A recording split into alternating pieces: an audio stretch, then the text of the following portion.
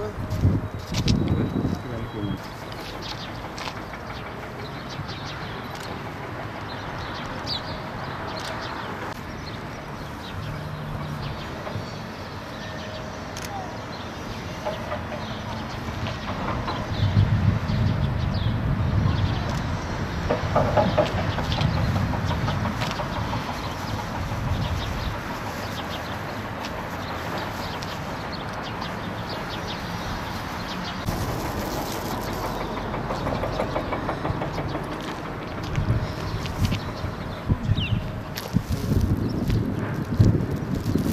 Burası Şanlıurfa şehirler arası otogarı.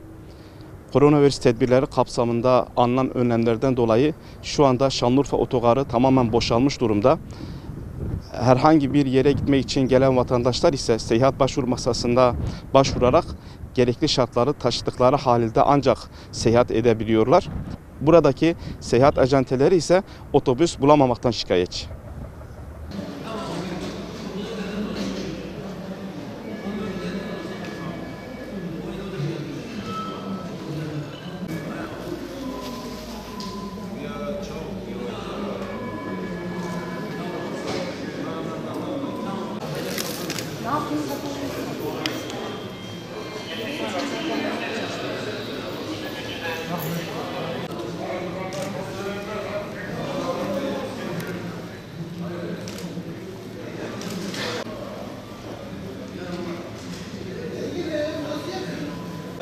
D2'den çıkışları trafik bırakmayacak.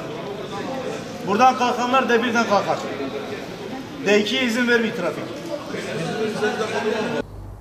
Otogara yansıması nasıl oldu? Şimdi hayat durma noktasında diyelim her şeyden önce. Ondan sonra bu İstanbul'da hep gelişler vardı. Buradan gidiş yoktu tabii. Şimdi buradan ne geliş var ne gidiş var. Tamamen yasaklandı. Önce kısıtlanmıştı. Otobüsün mesela 46 koltuğu varsa 23 kişi satabiliydi. Ondan sonra tamamen kesildi. Şimdi burada da diyorlar ki mesela belgeniz olsa yolculuk yapabiliyorsunuz. Tamam belge aldık ağam. Hani otobüs?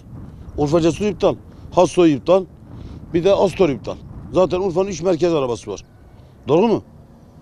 Urfa'nın 3 tane merkez arabası var. Bunların iptal otobüs çıkartmıyorlar. Hadi ben belgem var diyelim İstanbul'a gideceğim. Hani otobüs? Yok.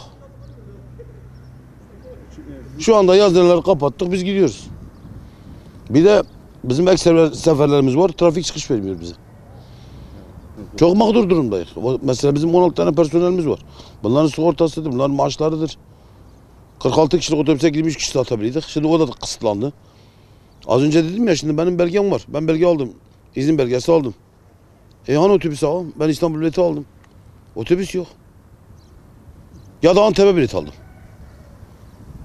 Astor var, Cesur var, Hassoy var. Urfa merkez arabalar. Bunların üçü de iptal. Hiçbir otobüs kaldırmıyorlar şimdi. Beyefendi ilk öncelikle şimdi en son günde dün sanırsam evet en son gün dün Sağlık Bakanlığı'ndan birkaç tane hemşire hanım geldi. Bizim yazıhanemizde de bütün kontroller sağlandı. Biz de kendi sağlığımız açısından tedbirlerimizi aldık ve muayenemizi olduk. Aşımız önceden bütün yapılan aşıları zaten kontrol ettirdik. Ondan sonra ateşimiz falan ölçüldü. O şekilde Sağlık Bakanlığımızdan teşekkür ederim. Bizim de otobüs seferlerimiz hepsi iptal oldu. Ondan sonra valilik kararıyla izin çıkarmamız gerekti. Ondan artısı şu, bizim merkez firmalarımız da var. Bildiğiniz üzere 3 tane merkez firmamız var Şanlıurfa'ya ait olan. Onlar da hepsi iptal oldu ve herkesin işi oluyor. Mesela benim gibi öğrenci olan arkadaşlarım var. Ondan sonra hasta olan, yakınları hasta olan arkadaşlarımız var.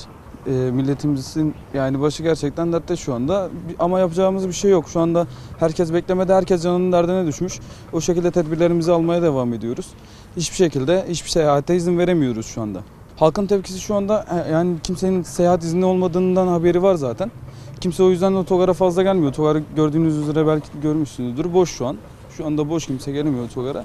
Ama işi olan, acil işi olan yine de her ihtimale karşı gelip sormak istiyor. Mesela yakın yerler, şehir merkezi mesela Diyarbakır olsun, Mardin olsun, yerleriniz, seferleriniz var mı diye gelip soruyorlar bize ama biz de maalesef bir şey yapamıyoruz şu anda. Elimizden gelen bir şey yok. Nereye gidiyorsun? Şimdi Okan gelmeyecek mi? Tıraşa gidiyor. Gelmiyor.